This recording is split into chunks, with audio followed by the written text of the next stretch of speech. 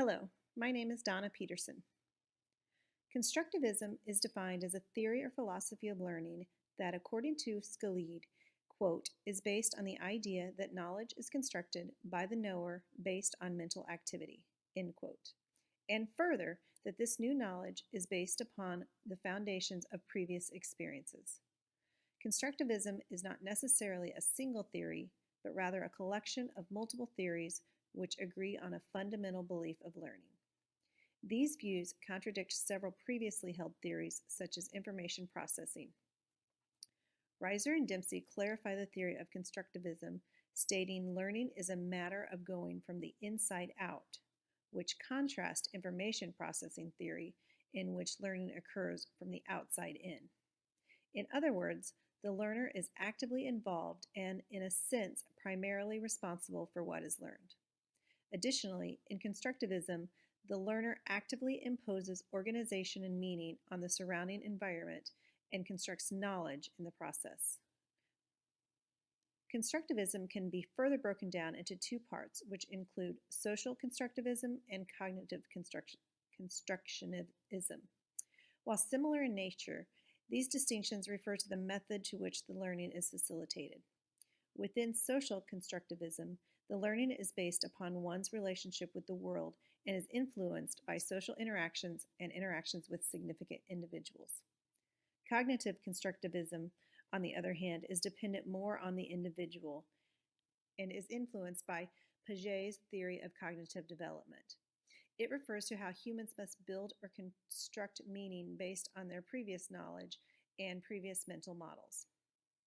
Reiser and Dempsey describe the basic precepts of constructivism as the following. Number one, learning is an active process of meaning making gained in and through our experiences and interactions with the world. Number two, learning opportunities arise as people encounter cognitive conflict, challenge, or puzzlement, and through naturally occurring as well as planned problem-solving activities. 3. Learning is a social activity involving collaboration, negotiation, and participation in authentic practices of communities. 4. Where possible, reflection, assessment, and feedback should be embedded naturally within the learning activities. And 5. Learners should take primary responsibility for their learning and own the process as far as possible. It is important to note that within the theory of constructivism, there is a redesign of what is typically expected or the normal roles between instructor and learner. Rather than just giving the learners information, instructors engage learners in an active process of inquiry. The focus is on problem solving, critical thinking, and higher order cognitive reasoning. While it is noted that the focus will potentially be more difficult to accomplish within the instruction, the results will produce learners that are more prepared for real-world situations. Reiser and Dempsey state that because of its emphasis on authentic performance in realistic settings, constructivism learning can potentially be more relevant to out-of-the-classroom needs. Additionally, the learning and skills developed will prove to be more transferable. Hello, my name is Caroline Grout. There are three main theorists behind constructivism. The first theorist is John Dewey. John Dewey is, quote, credited as the founder of constructivism, according to Lehman. He advocated for social constructivism, in which the learner's identity was centered not on self, but the community. Quote, Dewey maintains that, through language as a mediating tool for learning, learners come to collaborate with their own and others' thoughts and feelings, according to Hurdle. Dewey opposed the idea that students' knowledge reflected reality. Instead, he claimed that, quote, knowing is not for humans to find and record reality, but rather is a process for them being a part of the reality, according to Ultiner. While Dewey studied pedagogical philosophy and study, he always tied these strongly back to educational practice. The second theorist is Lev Vygotsky. Vygotsky is one of the major founders of social constructivism. He postulated that a student's knowledge is constructed via, quote, social context, according to Hurdle. Vygotsky is most well known for his idea of the zone of proximal development, or ZPD, which conceptualizes that, quote, the cutting edge of learning is not what a student can do individually, but what he or she can accomplish with the help of a more able other, according to Reiser and Dempsey. These ideas provide theoretical buttresses for social constructivism, as the ZPD proves the necessity for social learning. A student's true capability is not represented by what he or she can do individually, but instead by what he or she can do with the help of others. The final theorist is Jean Piaget. Jean Piaget is well known for his theory of cognitive development, according to Reiser and Dempsey. Thus, while Dewey and Vygotsky advocated for social constructivism, in which students construct learning through social interactions, Piaget's research was into the growth of the child. This biological focus is not incompatible with constructivism, however. Piaget stated that, quote, essential functions of the mind are formed by developing a foundation consisting of understanding and innovation and constructing reality, according to Althusser. Piaget developed a theory that there were 4 phases of growth for a child's mind. The first phase is the sensory motor stage, from approximately years 0 to 2, in which a child constructs meaning through sensual interaction with the world around him or her.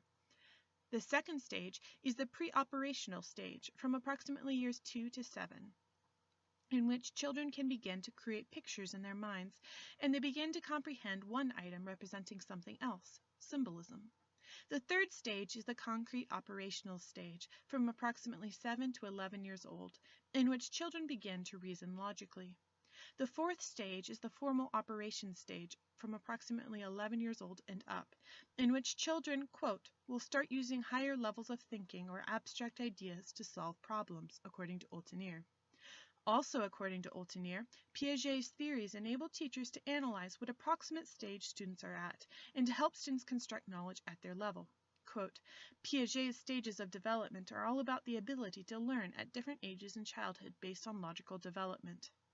As a result, Piaget is a major force behind cognitive constructivism, as his work studied how children at different cognitive stages construct meaning. While it is pointed out by Reiser and Dempsey that research within the constructivist theory is limited due to lack of specifics within the theory, the impact on instructional design has been great. According to Merrill, effective learning environments are those that are problem-centered and those that involve students in 4 distinct phases. These phases include activation of prior experiences, documentation or demonstration of skills, application of skills, and integration of these skills into real-world activities. Additionally, Merrill points out that constructivism includes all 4 of these phases. This demonstrates that the use of constructivist techniques can be valuable within instructional design and further produce effective learning and students that are prepared to utilize skills learned in the real world. Constructivism has also had an impact into the types of learning environments. Complex learning environments, such as those emphasized in the constructivist theory, according to Reiser and Dempsey, do the following. Engage learners in activities authentic to the discipline in which they are learning. Provide for collaboration and opportunity to engage multiple perspectives on what is being learned. Support learners in setting their own goals and regulating their own learning, and encourage learners to reflect on what and how they are learning. Furthermore, it is stated, quote, constructivism, along with schema theory and situation learning theory, now offer the instructional design field other ways of thinking about learning. Along with advances in technology, they promise design strategies for producing learning environments more complex, more authentic, and more appealing than ever before, end quote. Lastly, Reiser and Dempsey state that starting in the 90s and continuing through today, the emphasis on human performance has had a major impact on the field of instructional design. This has served to impact instructional design in all realms and not just traditional education. In Dr. Merrill's first principle article, there were a number of theorists that Dr. Merrill discussed who had strong ties to constructivism. The two strongest, however, were Jonasson and Nelson. In Jonasson's theory, there were a number of aspects that strongly supported constructivism. First of all, the title of Jonasson's work was The Constructivist Learning Environments, which gives you a clue right there. However, there were three main parts of his theory that strongly related back to constructivism. First of all, in the constructivist learning environments that he promoted, the teacher takes on the role of the coach, as opposed to the traditional role of the sage on the stage. Secondly, the learner constructs the meaning through multiple attempts and revisions of understanding and performance. Jonasson advocates for this process being carried out via problem-based learning. So, in this theory, the student constructs learning by attempting and revising and attempting again. This is a natural constructivist approach to learning, as opposed to the learning being given to the child and the child just receiving it. Thirdly, the problem presented to students should not be too specific. Quote, rather, it should be ill-defined or ill-structured so that some aspects of the problem are emergent and definable by the learners. This is according to Jonasson, as cited by Merrill. This clearly shows the student-driven nature of Jonasson's approach. Not only is the student constructing learning through multiple attempts, but the problem that the student is learning by attempting to solve is actually defined by the student. So this just shows how much control the student has over his or her learning in the constructivist learning environments that Jonasson supports. Next, Nelson, who founded collaborative problem solving. Nelson's theory provides a clear example of social constructivism. She advocates for students working together in order to understand the problem presented as well as to solve it, and to finally, quote, reflect on group and individual learning processes, according to Nelson, as cited by Dr. Merrill. Nelson's focus on the students' collaboration shows her focus on the students forming their understanding over the traditional role of the teacher providing knowledge. Because this knowledge is constructed by students socially, collaboratively, this clearly shows how Nelson is a social constructivist.